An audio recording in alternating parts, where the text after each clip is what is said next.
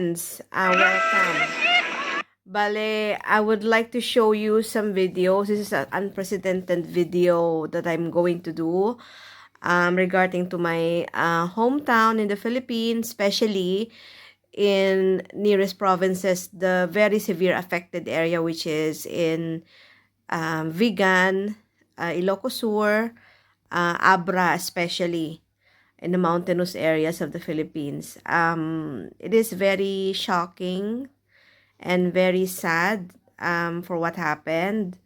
Especially very worried for my family back home, sina mama and my brothers and my auntie and my relatives. I hope they're okay. Hello, and friends as well. Hello guys. I hope and pray that you're gonna be all right through God's grace. We're all here to pray for your safety and thinking of you guys. And also very devastating kasi most of the ruins as are historical buildings and sites, especially in Vigan City, which is one of the, if I'm not mistaken, city wonders or something of the world. So it's a bit sad that the nature of the earthquake struck the buildings and ruins all the historical sites. Not all, but some of them. And also, obviously, the houses and other public buildings, even cars, and also the roads. It's very sad talaga. So we're here to pray for your safety and hope and pray that there's gonna be no such tragedy that will cause again this kind of bad news. So think positive, guys. Think positive. We're gonna be all right. So this is the video I'm going to share to you from in Ilocos region, my place, my hometown, my home province, as they say, in Ilocos Sur, in Bantay, Ilocos Sur. This is one of the site, which is, I think it's a tower. I haven't been there. They said it's beautiful, so I hope I can still see this magnificent building when I go home, hopefully, God willing, next year. Okay, so here we go. Buti, di pa tayo makyat dun. Good thing there's no people around at the time. We're near to the area. Shocking.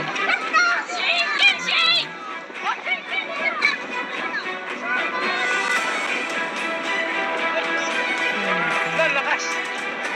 Buti walang tao dun, no? Imagine 7.0 to 7.3. How sad and how scary Lakas. it is. And that's one of the building or churches, I think, in Vigan City, if I'm not mistaken. Or if not, it's in Abra. And that's in Santa Ilocos Sur, I think. They're like a shore, near to the shore. They're worried about tsunami, but I hope there's no tsunami. So, don't listen to the fake news. So just pray na lang and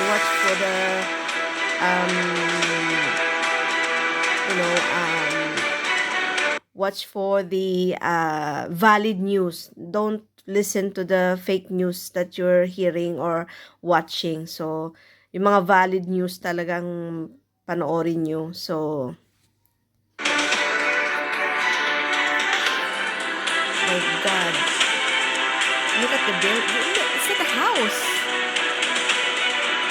Oh my God, imagine if like all of us, right, all of us here in abroad trying to build a house in the Philippines, and all of a sudden you see this.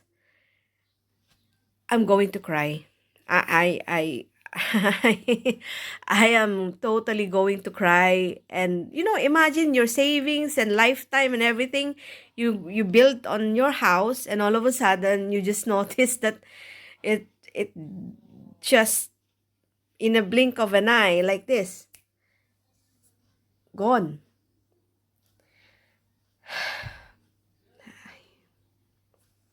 It is sad, very very sad. I feel for the people, especially the my kababayans who work in abroad, who had a house and then all of a sudden, like this happened. I hope walang ganito.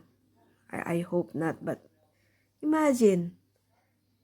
I it's like, well, at least they say it's much better to, well, it's not much better anyway, but they say it is okay, not okay, how do you call this now, rather than having a fire, kung masunugan ka, kaysa sa masunugan ka, okay na lang daw to. Pero kahit na, it's for me it's not acceptable. So it is painful in the heart talaga.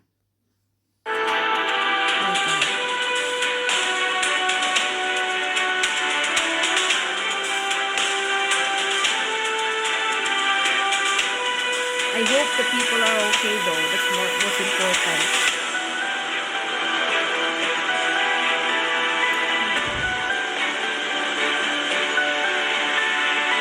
That's I think this is the vegan city.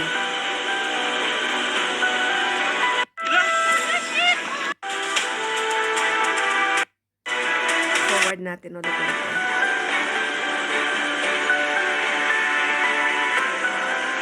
So apparently this one is one of the historical site in Vegan City, which is, they say it's the seventh wonder city of the world or something. I'm not quite sure. Check in Google. But I know it is part of the UNESCO heritage or something. So look at it. You cannot fight nature. So I think this is this is a calling for us to take care of our planet talaga. I'm a bit teary on looking at this, so pardon me if I'm a bit emotional, but this is sad. This is sad. This is sad.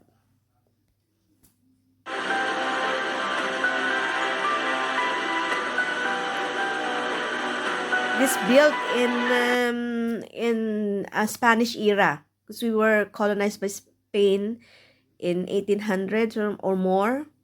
Not quite sure, but it is, we were colonized by Spanish years ago, and they built these magnificent buildings, and look what happened. It is sad, really sad. I hope the government will help rebuild these buildings, especially the people who are in like a historical society or something. Oh my god, look at the car. I hope there's nobody in there.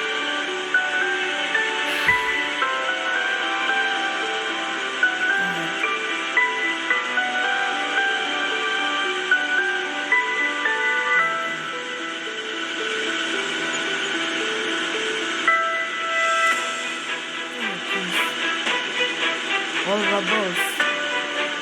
Look at this. These buildings were built in the Spanish era. Some of them. This is new.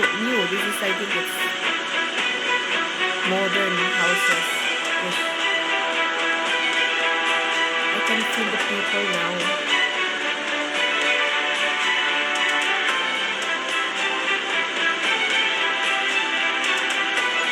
Crazy.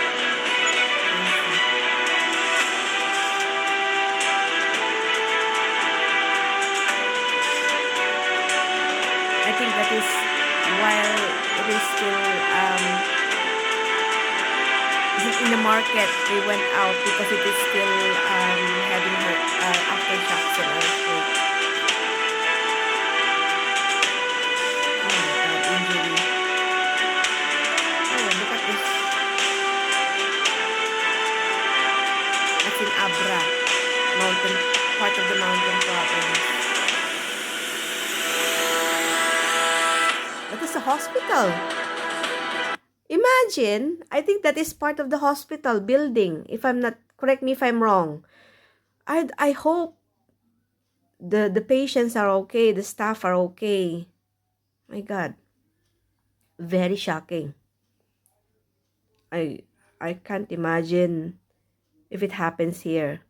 I I think, I don't know. I am not quite sure here in UK if it is, if the buildings are equipped with materials for anti earthquake or something. But imagine that if it happens here. I don't know. I don't know. I'm terrified apparently because I had experience before years ago in the Philippines. I was still in high school. It was in 1990s, before the eruption of Mount Pinatubo in Zambales, I think, if I'm not mistaken. I was still in high school, and my second brother was still in elementary or preschool. Oh, kindergarten, I should say. My youngest brother was still just, I think it was like 2-3 days old or something. Well, and then, and apparently in the afternoon, I remember, I have to tell you a bit of a story quickly on my experience, because this, when I'm looking at it like this, it strikes my my inner trauma to what I had experienced when I was in high school. I was in the building, in the school, when it happened. That was 1990. Luckily, we were outside. I think the building was separated. The school building was separated from the main building.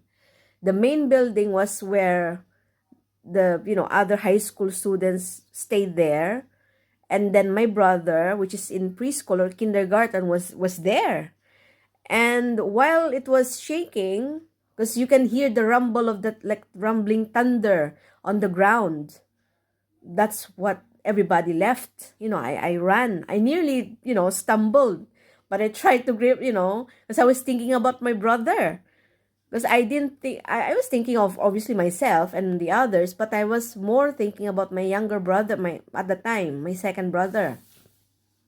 It was 32 years ago that was. And I was shocked and scared. And I went in, bless my brother. He was crying. Apparently, before I entered the school, because it was still shaking, the teacher said, no, you cannot go inside, obviously, because it is still shaking. But then again, nung pagpasok ko, when I went in, probably it was still like, it stopped, and I went inside. I saw my brother there sitting down, I think, in his desk, if I can remember it, vividly. I don't know if my brother, hello brother, hello Michael, if you see this video. I think, if I'm not mistaken, correct me if I'm wrong, he was sitting down in his desk, crying. And I saw him with the teacher beside me, and I grabbed him. I said, let's go, like I grabbed him like that. And then I think my father just came in at the time. He was at work. He came in to check us, to get us. And then my youngest brother was still like 3 days old. 3 days, 4 days old or something at the time. 1990s. That was July. Imagine July. So it's the same month, same month as now, July. It is quite scary apparently. So, it's coincidentally, it's July. I didn't notice until just now when I spoke to. It's like, oh my God, it is true. It's like after 32 years, it happens again. So anyway, back to the story short. We went in, grabbed my brother, and then I took my brother. My brother was okay. Thank God, there's no bruise or anything. He didn't stumble because I was still sitting down in his desk. Bless him. He was scared to death and crying. He was just, I think, 6 years old. And I was like probably 13, 12 years old, 13 years old, 14 years old ish the time. Imagine that, because I'm the eldest, you see. It is scary. But yeah, it brings back memories, the trauma that I had encountered, that I have experienced. And when I spoke to my mom earlier, hello ma, hi my brothers, my younger brother, and my relatives, mga kabayan ko, I hope and pray that you're gonna be alright there. Kayang-kaya natin yan. Babangon tayo. So, we'll rise up. Don't worry. God will bless us, will provide us. Just keep safe. So, yun, si mama ko, tinawagan ko kanina, medyo na shock din ako, syempre. Hindi ko alam, I didn't know that there's something happened in the Philippines just now. And thankfully, because I went to the television earlier, and when I checked, because I always check in YouTube most of the time now to see the news all over the world, especially in the Philippines. When I checked, our newly elected President Marcos Jr. was speaking in the press conference. So that was like, what happened? So I didn't know. When I was watching it, oh my God, there is a disaster. So I went straight to my phone, talk to my mom on the phone, and she said, yes, we had the terrible experience here. And it is shocking, she said. So, but they're okay. Thank God they're okay. It's just that the effect on us, especially my mom, because she had a high blood pressure when she experienced this. And I was worried about her. Worried about my auntie, obviously, as well. And then my brothers as well. And our pets, obviously, everything. Even our relatives, our friends. I messaged my classmates in high school. So they said they're fine, thank God. So, I'm just worried. So worried sick I am. But thankfully, they're okay. But still, they said there's still gonna be aftershocks. But I'm hoping and praying that it's gonna be okay. So let's pray all together for safety for everybody. And also, I'm hoping that the government will, obviously they're doing the work now, obviously. That's good. That's a good sign. And I hope they will continue that, forever to help others, especially the people who are struck with calamities like this.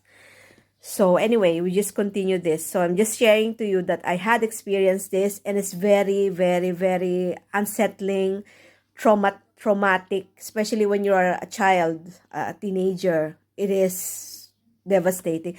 Now I can feel the pain, I can feel the sorrow, I can feel the shock that everybody's experiencing now, especially the people, the youngsters who didn't experience this. I'm sorry, but I know I'm sorry that you go through these stages, but you'll be fine. Trust me, just pray, and you'll be fine. So, continue this video. Oh my God.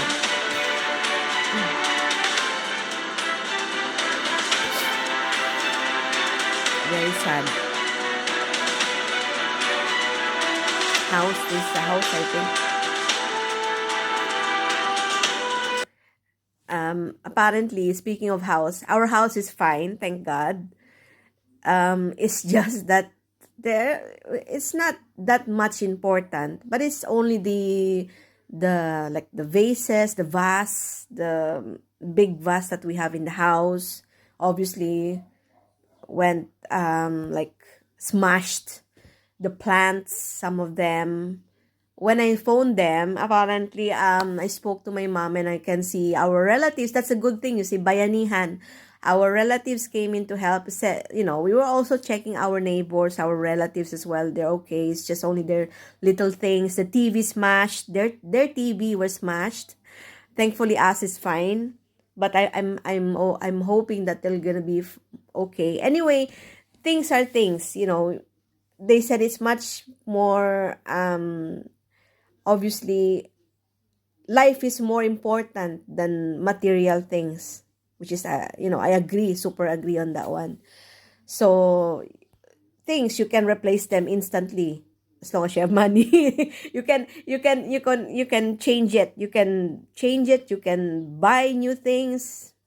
not a problem. But you cannot replace life. And that is very important to me. So yeah, let's go on.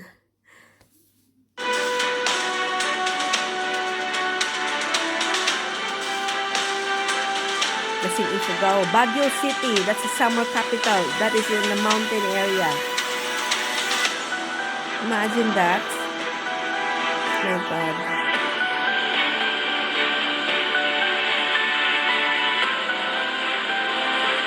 Terrible.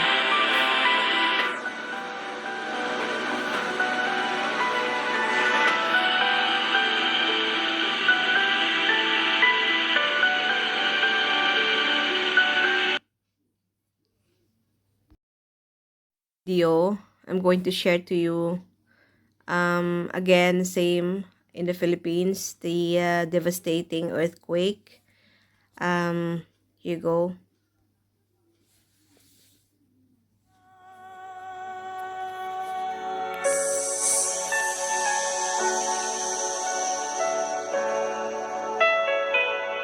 That's the bell tower. Imagine that.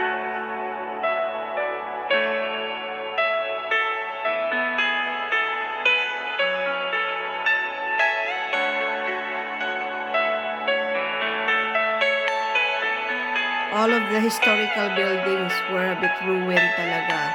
So I'm hoping and praying that the government, especially even the NGOs, in the Philippines, particularly the Historical Society of the Philippines, if there's anybody there, I'm not quite sure but I'm hoping that they will support helping rebuilding the beautiful buildings. I think that is the shore in Santa Ilocos. My gosh, look at it. Scary. Now they were talking about tsunami. Please don't listen to the fake news. So my mom was telling me as well earlier that they were talking about the tsunami is like, but she said no, there's no official saying that there's gonna be a tsunami, because some of them I heard that, like one of our neighbors somewhere, I don't know, I'm not gonna tackle too much, but they say that they went to they probably think about their safety, which is I agree. But as long as the government says nothing, then don't listen to this fake news. You have to be ready, obviously. You have to be ready at any time. But obviously don't panic, because you're making people panic. So you guys who are doing fake news, don't you dare do it, because people will be terrified. So, I dare not to, but please don't make a fake news to the people, especially the people who are terrified now, obviously. Huwag kayong gagawa ng mga kabalastugan na fake news, because you're making them more scarier. They feel more unsafe if you're telling them, news that it's not true. Imagine that.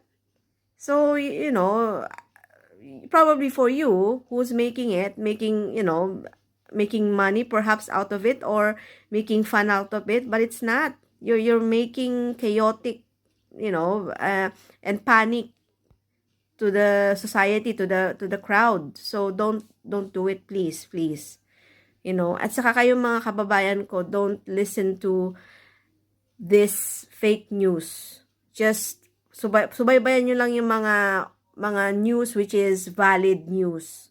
Don't listen to the fake news. Just watch the valid news or valid vlogs. So don't don't be so scared or anything. Just chill. Anyway, perhaps help is on their way, and I think it is, at the moment now they're doing something now. So just wait, and then chill, and then relax, and then pray. Very important armor is prayer. So yun lang masasabi ko. If only If only perhaps I had a access to help financially, I will definitely help my kababayan. But at the moment, I'm still, hindi pa tayo naka-reach ng 1,000 subscribers or more. Because my plan is, if I reach 1,000 and more subscriber, I will help people who are in needs. Probably.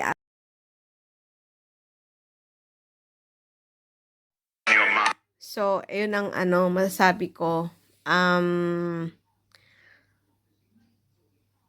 hoping that this video, this YouTube channel that I do, if I, hopefully praying, if I had 1,000 subscriber or more, and definitely I will help out, reach out to my kababayans, to my fellow Filipinos in Philippines, to, to give necessary support, financial support. If, well, at the moment, kasi I'm not yet that having monetization at the moment. So, but that's my promise. I promise to help out if I can gain more videos, more views, more subscriber. I'm not only giving out a surprise gift to my subscribers, especially the loyal subscribers, but I'm also willing to help out in the Philippines. And also, if I'm probably richer than ever, God willing, if that's gonna happen, then I will also extended my arms to the people who are in need in the whole world. That is one of my goals in YouTube. It's not only to be well known or something, to enrich my creativity, exploring my creativity at the same time in social media, in arts, in crafts, in anything, even, hacks and lifestyles and events, and also, to travel around. It's not like that, but also the reactions at the same time, but also to help out to those who are in definitely need.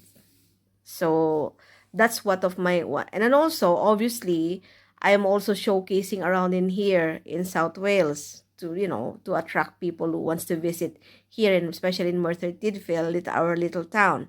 But for now, my main goal as well, aside from those, is to help out people who are in need. So since I've seen this, and that's why my number one goal is to help out. So I'm hoping that you can help me. So I need your support. I need your subscribe. Please subscribe my channel, and then hopefully we can help out to those who are in need. So eto, we have to continue.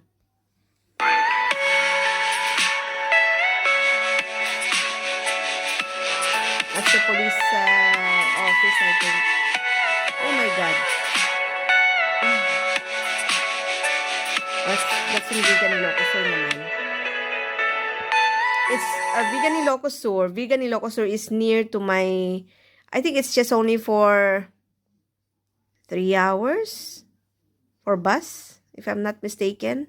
From my hometown, Narvacan, to Vegan City, I think it is 3 hours. I don't know. I haven't been home since 2014. And I haven't been like traveled in a bus for how many years now, or public transport.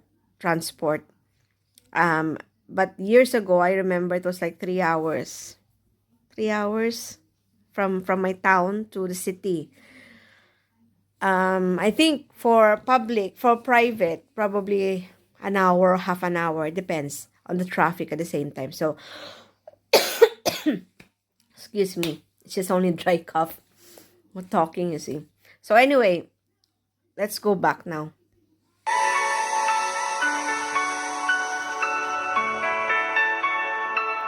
Terrible the cars. Kawawa naman.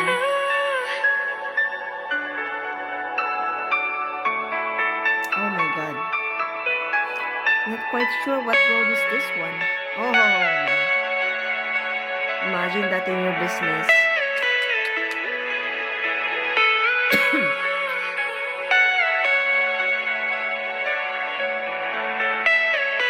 Are you all my personal dreams? That's the cathedral. It's been built in Spanish era as well, I think. So, look at it. You know, imagine. I cannot say anything anymore. I hope they will rebuild these beautiful buildings.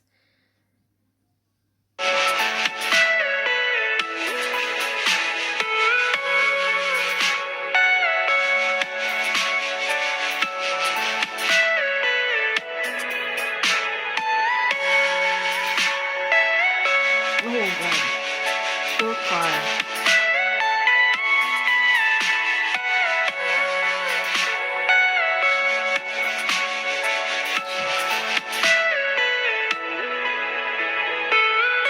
Imagine if you're driving and then all of a sudden the road went up and cracked.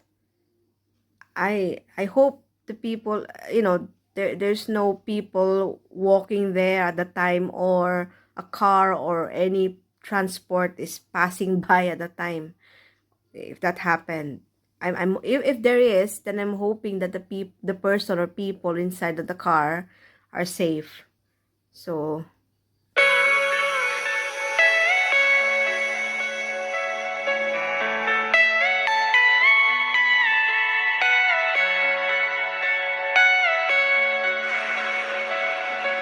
Banayoyo, I think that's the building I was saying. I bet the owners devastated about it. Imagine, parang bago pang built eh.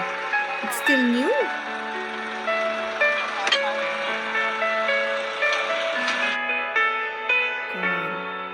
Yes, praying for everyone's safety. Well, that's all for now, guys. I'm sorry if I, blow a very sad news about what happened back home in the Philippines. But I'm hoping and praying they'll be fine. I'm hoping and praying that we will rebuild these buildings, and then our lives, their lives, our kababayans' lives, our fellow Filipinos' lives at the same time, with the help of the government. I know they will help, especially now, hopefully.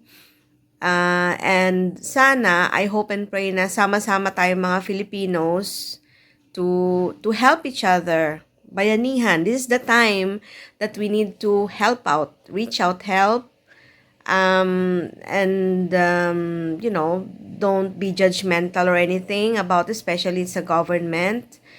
Try to support. Anyway, at the end of the day, kayo din naman na makaka-benefit naman dun eh. Just support and help, that's all. And who knows, we'll have a better, future together. So, anyway, until then, please do, as I said earlier, please do subscribe, like, and click notification bell for more updates and videos. I'm sorry if I didn't do some videos or going around as I promised before, because at the moment, my knees, I'm crossing my knees at the moment, but I'm massaging it because it's still painful at the moment. Aww. But I'm getting a bit better now. So I hope I'll be more okay soon and go back to where I'm doing. And I hope and pray I can dance again, because at the moment I can't do dancing or Zumba because of my knee. It is quite shocking for me as well that I cannot do even going out alone in the town I did went out just to get some medication and needs, important needs, but as I said, I didn't go out for how many weeks now? 3 weeks now. So I am like a prisoner in my own home. So it's worse than having a COVID. You know, at least you COVID 1 week, then you'll be fine. Well, some 2 weeks maximum. But this, I think I'll be off for another few weeks. So I'm okay. It's just I feel not helpless. I feel kind of sad, lonely a bit. Luckily, I can walk.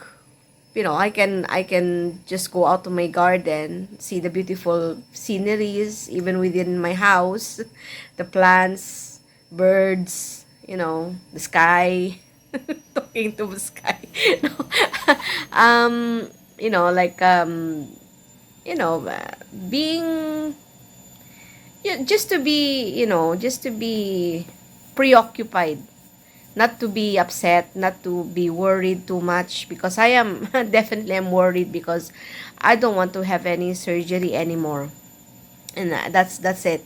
I The people, especially my friends who probably thought I'm just enjoying my holiday. No. No, this is not a holiday, love.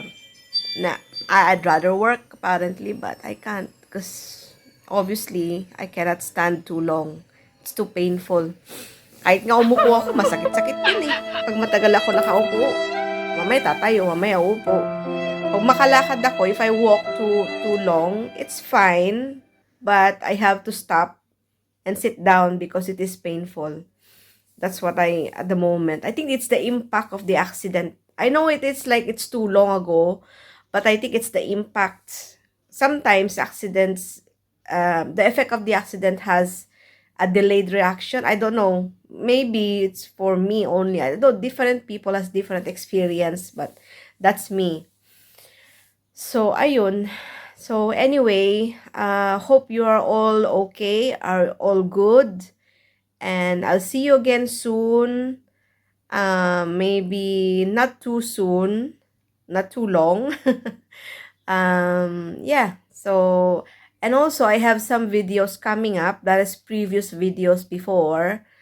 So I hope you can watch those. And I have also a whole like about the TikTok shop that I am at the moment busy enjoying watching while preoccupying myself about watching TikToks and the shop. It is good. It's good though. And I'm sharing as well with my friends. So yeah, I'll show you to that soon. Not, probably few days, weeks from now. But anyway, hope everything is okay and may God bless us all, and until then, bye.